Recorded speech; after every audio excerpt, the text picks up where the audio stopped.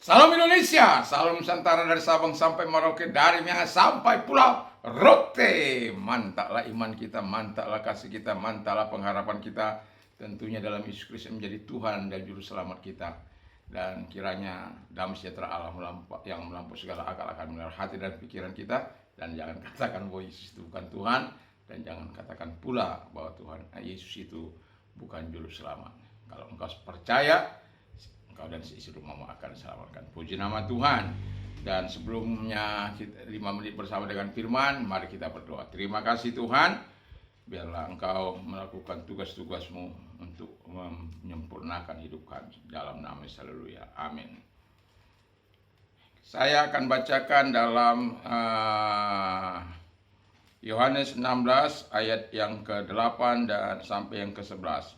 Dan kalau ia datang, ia akan menginsafkan dunia akan dosa, kebenaran dan penghakiman. Akan dosa karena mereka tetap tidak percaya kepadaku, akan kebenaran karena aku pergi kepada Bapa dan kamu tidak melihat aku lagi, akan penghakiman karena penguasa dunia ini telah dihukum. Jadi 3 hal yang dikatakan oleh Alkitab ini, saya mau katakan ini adalah, tema kita adalah 3 tugas penting daripada Roh Kudus. Jadi 3 tugas penting daripada Roh Kudus. Yang pertama dikatakan bahwa ia menginsafkan dunia akan dosa. Jadi Anda bisa bayangkan kalau dunia ini atau orang-orang yang ada dalam dunia tidak diinsafkan oleh Yesus, semua menjadi brutal, ya. Semua menurut ke hukumnya. Itulah sebabnya ketika orang-orang menerima Roh Kudus dalam hidupnya, maka yang pertama dikerjakannya adalah menginsafkan dunia akan dosa dan kemudian hidup dalam pertobatan itu. Karena kalau orang insaf tetapi tidak bertobat, nggak ada gunanya. Insaf tapi mengambil keputusan untuk bertobat. Si Yudas Iskariot dia insaf tetapi dia tidak bertobat, malah justru bunuh diri. Kalau si Petrus dia insaf dan bertobat. Nah, itu yang Tuhan inginkan, untuk mengalami pembaharuan yang dikerjakan oleh Roh Kudus dalam kehidupannya, sehingga dia betul-betul menikmati tugas pertama dari Roh Kudus itu, menginsafkan dunia akan dosa. Jadi sebagai orang percaya, ingatlah kalau kita bisa menerima Yesus sebagai Tuhan dan Juru Selamat dalam hidup kita, itu bukan karena kehebatan kita, karena kita pada waktu kita dipanggil, kita bisa lihat diri kita, keberadaan kita, hidup kita adalah orang-orang yang berdosa, adalah orang-orang yang tidak menyenangkan hati Tuhan. Tetapi ketika Roh Kudus menginsafkan kita dan kita berbalik kepada Dia dan melakukan apa yang dikehendaki oleh Tuhan, terpujilah Tuhan yang memberikan yang terbaik dalam kehidupan kita, dan biarlah kita juga memberikan yang terbaik dalam kehidupan ini. Yang kedua, dikatakan dari pembacaan tadi bahwa menginsafkan dunia akan dosa, akan kebenaran. Yang kedua, menunjukkan kebenaran kepada standar kebenaran yang hakiki itu. Nah, artinya begini, bahwa kalau Yesus datang pada saat di dunia ini secara fisik, akan tiba waktunya di mana Dia akan pergi ke rumah Bapa kembali, dan kebenaran yang dinyatakan di sini, Dia datang sebagai dengan kekuatan Roh Kudus dalam kehidupan ini. Dan kita tahu bahwa Roh Kudus akan menolong kita untuk berjalan di dalam kebenaran. Siapa kita ketika kita tidak ada Roh Kudus? Adalah orang yang melakukan kehendak kita sendiri, keinginan daging, keangkuhan hidup, bahkan keinginan mata yang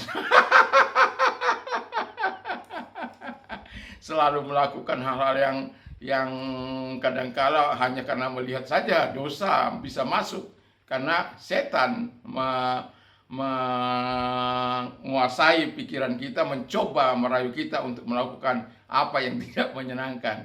Jadi standar kebenaran ditunjukkan oleh Tuhan supaya kita betul-betul melakukan kebenaran yang sesuai dengan kehendak Allah Bapa di surga.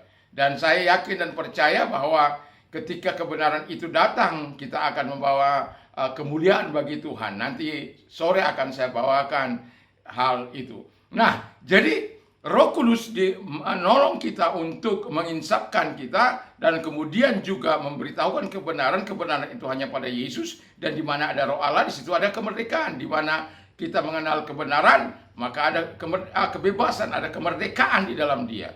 Yang ketiga adalah supaya kita ketahui bahwa akan ada penghakiman bagi setan.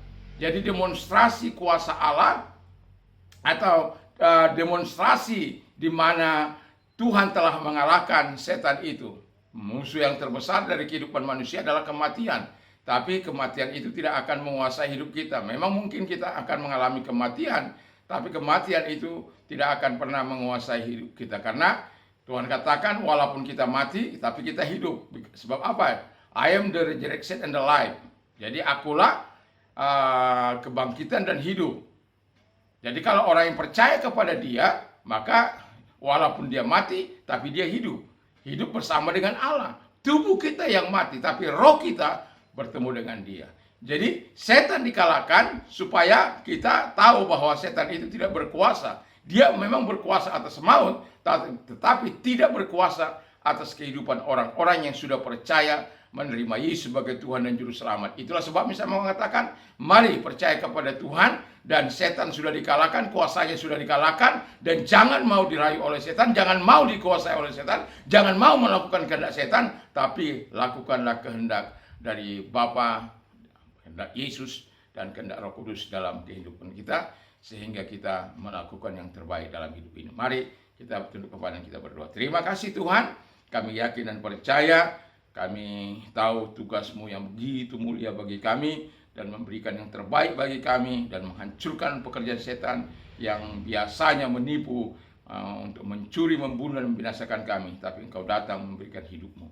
Terima kasih. Dalam nama Yesus kami berdoa. Haleluya. Amin. Dan kiranya kekuatan roh dan kekuatan firman menyertai kita mulai saat ini sampai selama-lamanya. Mantap, mantap, mantap.